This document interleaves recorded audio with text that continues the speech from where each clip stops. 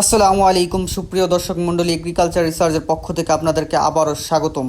আজকে আমরা নতুন আরেকটি ভিডিও নিয়ে চলে আসলাম। সেটি হচ্ছে আপনারা কিভাবে ঘরে বসেই উঠান বাগানের জন্য 5 মিনিটে জৈব বালাইনাশক তৈরি করতে পারেন, সেই বিষয়টি আপনাদেরকে আজকে বিস্তারিতভাবে জানাবো।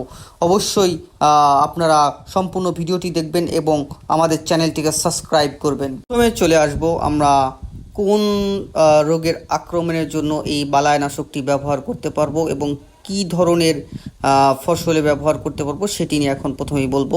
এই বালাইনাশকটি আমরা সব ধরনের গাছে ব্যবহার করতে পারবো।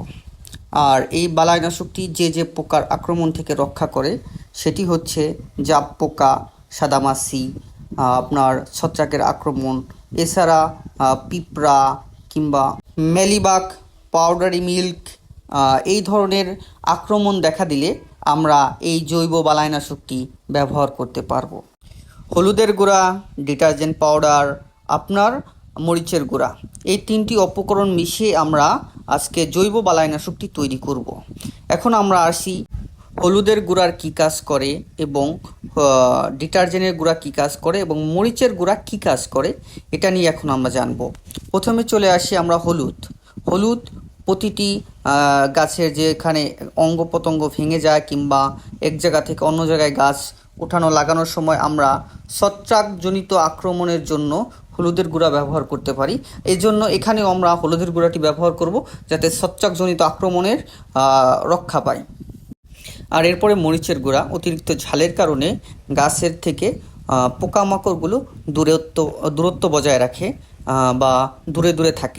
3 নম্বর হচ্ছে ডিটারজেন্ট পাউডার, যা মাকড় বা পিঁপড়া বা অন্য পোকামাকড়ের দম বন্ধ করতে সহায়তা করে এবং জীবাণুর আক্রমণ বা জীবাণু আক্রমণ থেকে দূরে রাখে।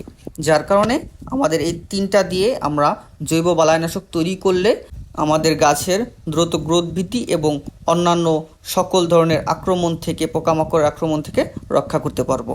এখন আমরা কিভাবে তৈরি করব তার স্টেপ বাই স্টেপ দেখি।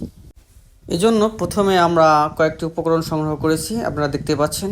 এই উপকরণগুলো সংগ্রহ করার পরে আমরা 1 লিটার পানি একটা কৌটার মধ্যে বা একটা মগের মধ্যে নিয়ে নিব। 1 লিটার পানি, আমাদের 1 লিটার পানি নেওয়া হলে এরপরে আমরা পরবর্তীতে আমরা যে মরিচের গুঁড়া এবং হলুদের গুঁড়া এবং ডিটারজেন্টের গুঁড়া রেখেছি সেখান থেকে 1 টেবিল চামচ পরিমাণ হলুদের গুঁড়া নিয়ে নিব। যাতে বেশি মাত্রায় নেওয়া যাবে না, কারণ বেশি মাত্রায় নিলে আপনার ক্ষতি হতে পারে গাছের। আবার এই জন্য 1 টেবিল পরিমাণ হলুদের গুঁড়া নিয়ে নিব। এরপরে নিয়ে নিব হচ্ছে 1 টেবিল চামচ মরিচের গুঁড়া। আর এর সাথে সাথে আস্তে আস্তে আমরা এটা গোলাতে থাকবো যাতে ভালো মতো মিশ্রণটি মিশে যায়।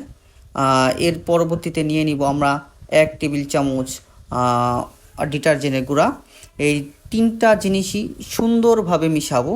সুন্দরভাবে মিশানোর পর আপনার এটা আমরা সাথে সাথেই ব্যবহার করতে পারবো না, এটি আমরা কিছুক্ষণ রাখবো। এরপরে আপনার যে দ্রবণটি দেখছেন ভালো মতো মিশিয়ে নিয়েছি, সেই দ্রবণটি এখন আমরা সুন্দর করে ছাঁকনি দিয়ে ছেঁকে নিব। আর যদি ছাঁকনি দিয়ে ছেঁকে না নিই, এই গুঁড়াগুলো আপনাদের যে স্প্রে মেশিন দিয়ে স্প্রে করবেন তার মাঝে বেঁধে যেতে পারে বা বন্ধ হয়ে যেতে পারে, আপনার স্প্রে করতে সমস্যা হবে। এজন্য আমরা এটি সুন্দর করে ছাঁকনি দিয়ে ছেঁকে নিব। ছাঁকনি দিয়ে ছেঁকে নেওয়ার পরে আমরা যে কাঙ্ক্ষিত দ্রবণটি পেলাম, এই কাঙ্ক্ষিত দ্রবণটি হচ্ছে আমাদের বালাইনাশক বা জৈব বালাইনাশক বলে বা জৈব কীটনাশক বলে, যে যেটা বলে পছন্দ করে সে সেটা বলতে পারে। এই দ্রবণটি হচ্ছে আমাদের জৈব বালাইনাশক। এরপরে আমরা এটি সুন্দর করে গাছে স্প্রে করে দিব। সুন্দর করে গাছে স্প্রে করে দিলেই আমরা যে ধরনের পোকামাকড় ও ছত্রাকজনিত আক্রমণ থেকে গাছকে রক্ষা করতে পারবো। এই সাথে সাথে আমাদের খেয়াল রাখতে হবে, একবার স্প্রে করলে প্রায় 6 থেকে 7 দিন ইনশাল্লাহ স্প্রে করতে হবে না। আর এখনও আমাদের চ্যানেলটিকে সাবস্ক্রাইব করেননি, অবশ্যই আমাদের চ্যানেলটিকে সাবস্ক্রাইব করে নেন। ঠিক আপনারা এইভাবে করেই আপনারা জৈব বালাইনাশকটি তৈরি করে নিয়ে আপনাদের গাছে ব্যবহার করতে পারেন। ধন্যবাদ।